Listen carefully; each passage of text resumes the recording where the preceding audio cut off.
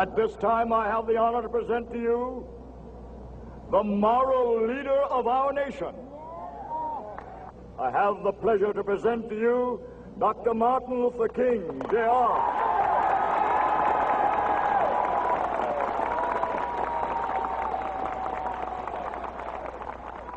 I am happy to join with you today in what will go down in history as the greatest demonstration for freedom in the history of our nation.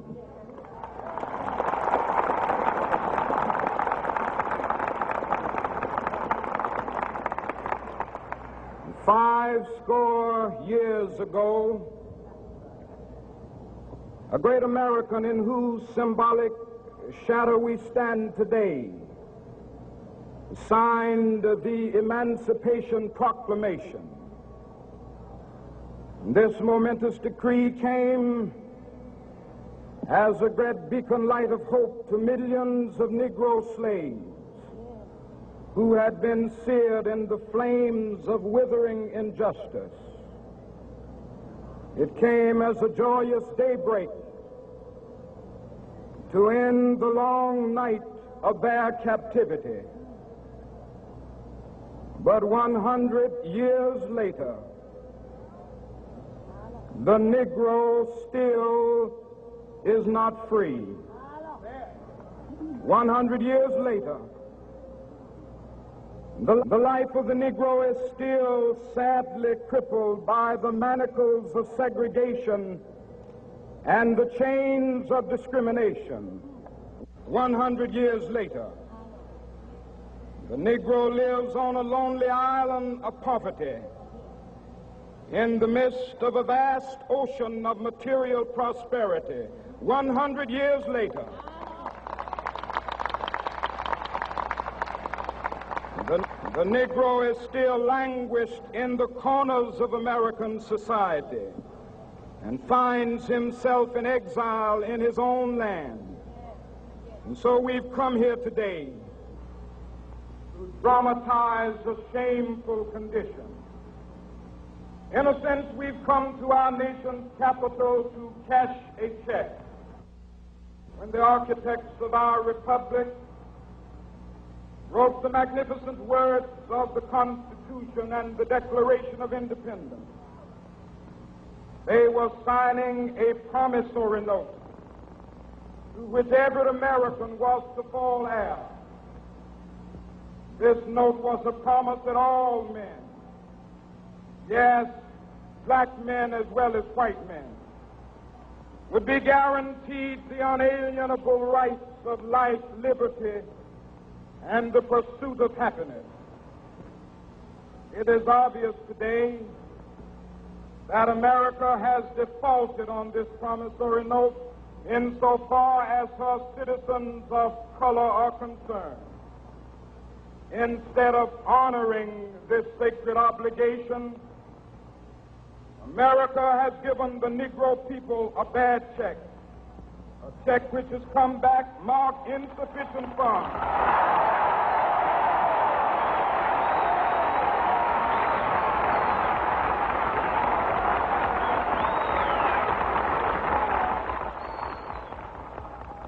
But we refuse to believe that the Bank of Justice is bankrupt. We refuse to believe that there are insufficient funds in the great vaults of opportunity of this nation. So we've come to cash this check, a check that will give us upon demand the riches of freedom and the security of justice.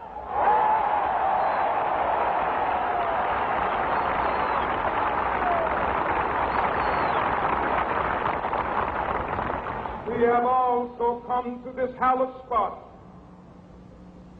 to remind America of the fierce urgency of now. This is no time to engage in the luxury of cooling off or to take the tranquilizing drug of gradualism.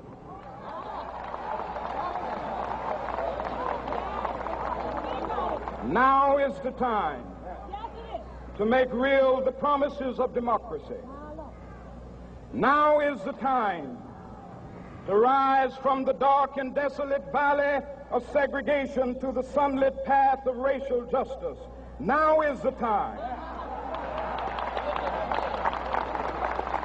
to lift our nation from the quicksands of racial injustice to the solid rock of brotherhood. Now is the time to make justice a reality for all of God's children. It would be fatal for the nation to overlook the urgency of the moment. This sweltering summit of the Negro's legitimate discontent will not pass until that is an invigorating autumn of freedom and equality. 1963 is not an end, but a beginning.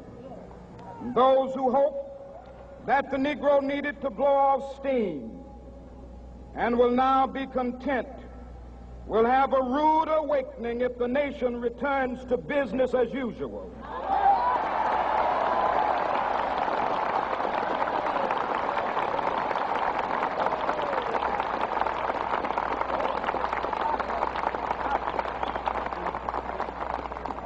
There will be neither rest nor tranquility in America until the Negro is granted his citizenship rights.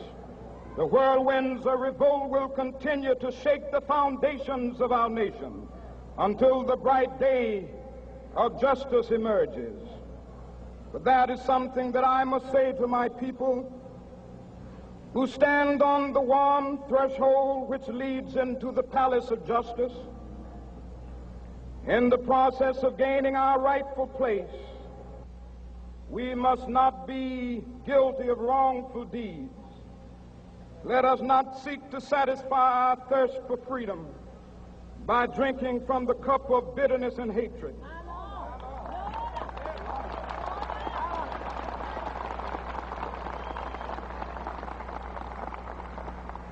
We must forever conduct our struggle on the high plane of dignity and discipline. We must not allow our creative protests to degenerate into physical violence.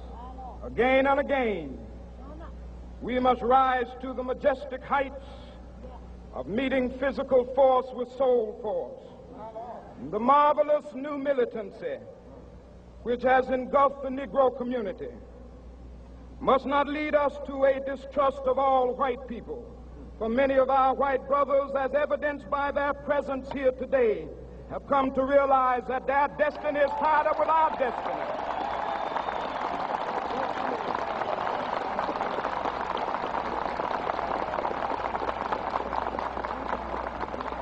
And they have come to realize that their freedom is inextricably bound to our freedom. We cannot walk alone. And as we walk, we must make the pledge that we shall always march ahead. We cannot turn back. There are those who are asking the devotees of civil rights, when will you be satisfied? We can never be satisfied as long as the Negro is the victim of the unspeakable horrors of police brutality. We can never be satisfied as long as our bodies, heavy with the fatigue of travel, cannot gain lodging in the motels of the highways and the hotels of the cities.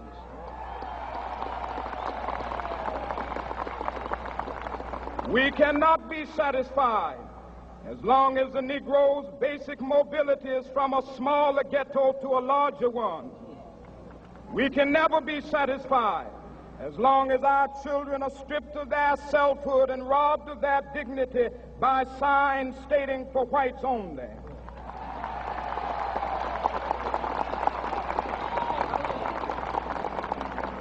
We cannot be satisfied as long as a Negro in Mississippi cannot vote and a Negro in New York believes he has nothing for which to vote.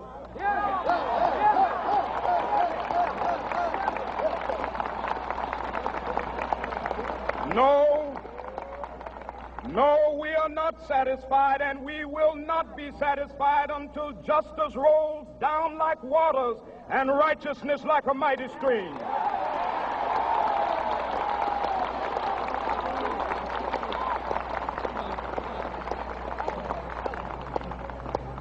I'm not unmindful that some of you have come here out of great trials and tribulation. Some of you have come fresh from narrow jail cells. Some of you have come from areas where your quest for freedom left you battered by the storms of persecution and staggered by the winds of police brutality. You have been the veterans of creative suffering. Continue to work with the faith that unearned suffering is redemptive. Go back to Mississippi. Go back to Alabama. Go back to South Carolina. Go back to Georgia. Go back to Louisiana. Go back to the slums and ghettos of our northern cities.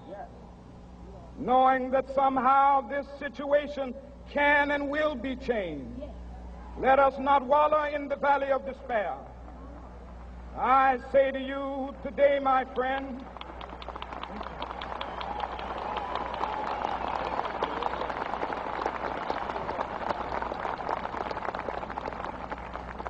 so even though we face the difficulties of today and tomorrow, I still have a dream.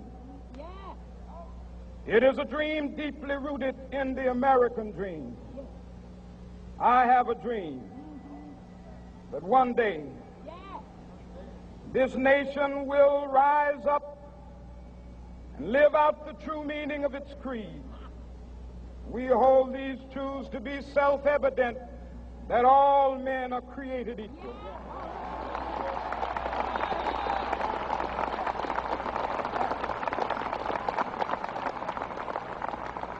I have a dream that one day on the red hills of Georgia, the sons of former slaves and the sons of former slave owners will be able to sit down together at the table of brotherhood.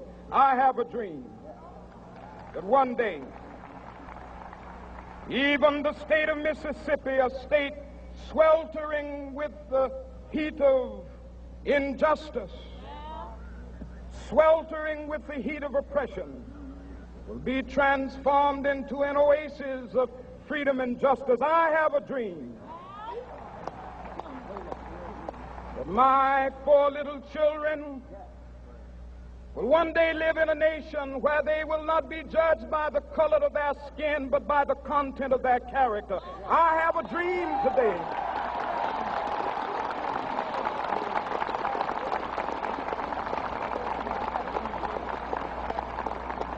I have a dream that one day down in Alabama, with its vicious racists, with its governor having his lips dripping with the words of interposition and nullification, one day right there in Alabama, little black boys and black girls will be able to join hands with little white boys and white girls as sisters and brothers. I have a dream today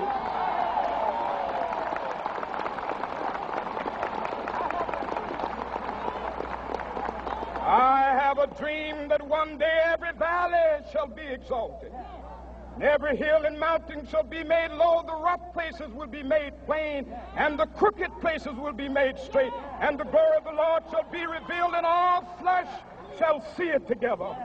This is our hope. This is the faith that I go back to the South with. With this faith, we will be able to hew out of the mountain of despair a stone of hope. With this faith, we will be able to transform the jangling discords of our nation into a beautiful symphony of brotherhood. With this faith, we will be able to work together, to pray together, to struggle together, to go to jail together, to stand up for freedom together, knowing that we will be free one day. This will be the day. This will be the day when all of God's children will be able to sing with new meaning, my country, tears of thee. Sweet land of liberty, of thee I sing. Land where my fathers died, land of the pilgrim's pride.